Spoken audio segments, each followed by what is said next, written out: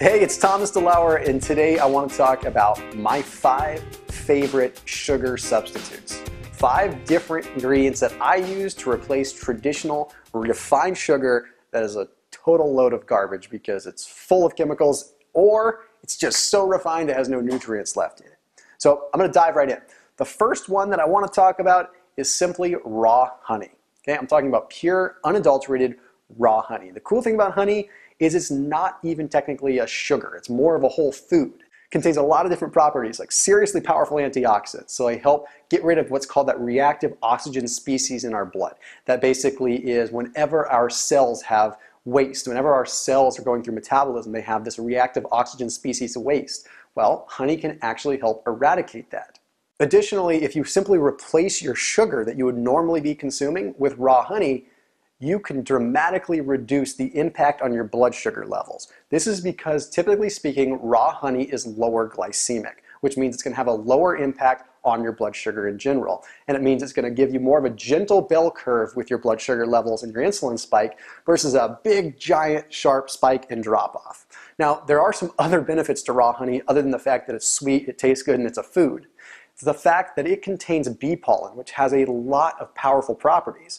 What this bee pollen can do inside your body is actually act as something that's going to prevent allergies for given local areas. So if you are consuming local honey, you can help your allergies out by simply just consuming that honey. It sort of builds up an antibody, or sort of a histamine blocker, if you will, basically towards that ultimate allergen.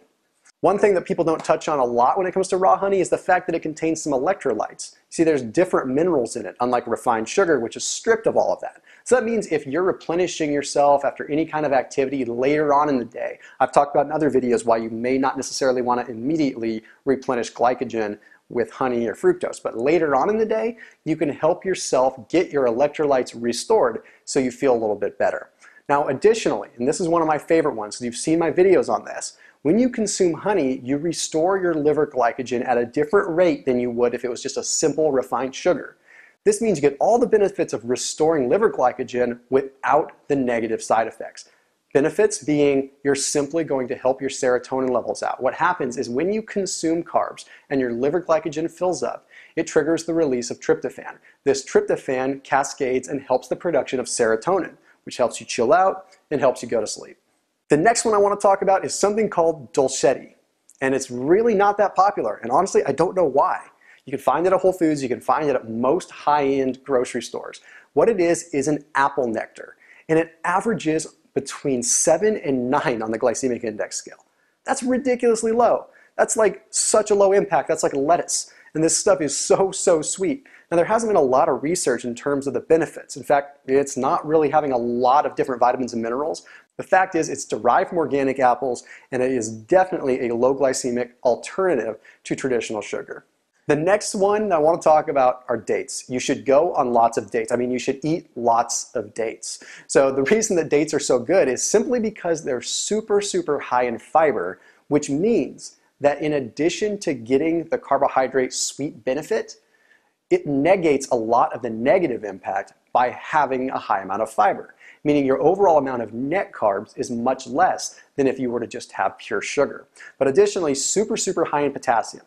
So if you are trying to restore, again, muscle glycogen, you're trying to restore yourself after a workout, definitely good to get those high amounts of potassium. One of the ones that a lot of people don't want to simply talk about is that, very similar to the prune family, they're going to help you out with that irregularity. And let's face it, something we never really want to talk about, but we all face it from time to time. So no better way than to sweeten a dish, sweeten a pie that you're making, but also be able to keep everything moving nice and smooth so you can absorb your nutrients the next day. All right, so the next one I want to talk about is coconut sugar. And coconut sugar has a huge component to it that I am a big fan of. And that is the fact that coconut sugar contains something called inulin. Inulin is what is called a prebiotic fiber. If you've seen my videos talking about prebiotics and probiotics, you know that prebiotics are essentially the fertilizer for gut bacteria. We need that fertilizer for our gut bacteria to grow, to flourish, to proliferate, so that we can actually have a healthy gut biome. We have to take care of that. Now, coconut sugar containing that inulin gives us one of the most powerful and one of the only natural sources of fiber that we can get to help that process.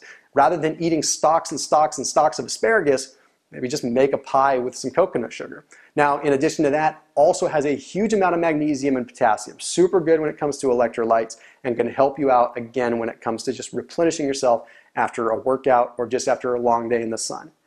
Lastly, this is one that you've probably heard of before, and it's simple agave nectar coming from that cactus. I'm not talking about making tequila. If you want to go that far, you can, but I'm talking about pure agave syrup. One of the biggest reasons that I'm a fan of agave syrup is simply the fact that it's right in the sweet spot when it comes to the glycemic index. It's not so low that it's barely going to have an impact, but it's not so high that it's going to spike your blood sugar all over the place.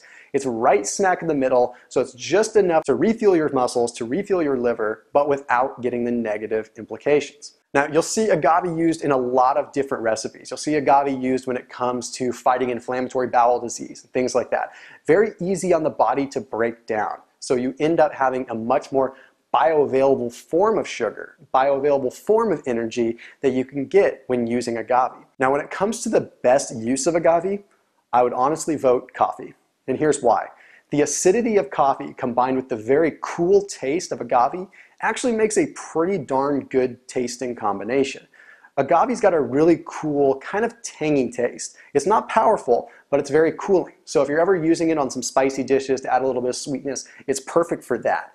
But in terms of coffee, hands down, best combination that you can possibly do. So there you have it, my 5 simple alternatives to sugar. I know it's not super sciencey like a lot of my videos, but a lot of people have asked for more listicle style videos like this, giving my favorite kinds of foods. So at least now you have some alternatives to sugar. You have some alternatives to big industry, big sugar industry, trying to cram refined sugar down our throats all the time. You have something to combat that with. As always, keep it locked in here on my videos, and if you have suggestions for other videos, be sure to comment below and let me know what you've got in mind. I'll see you soon.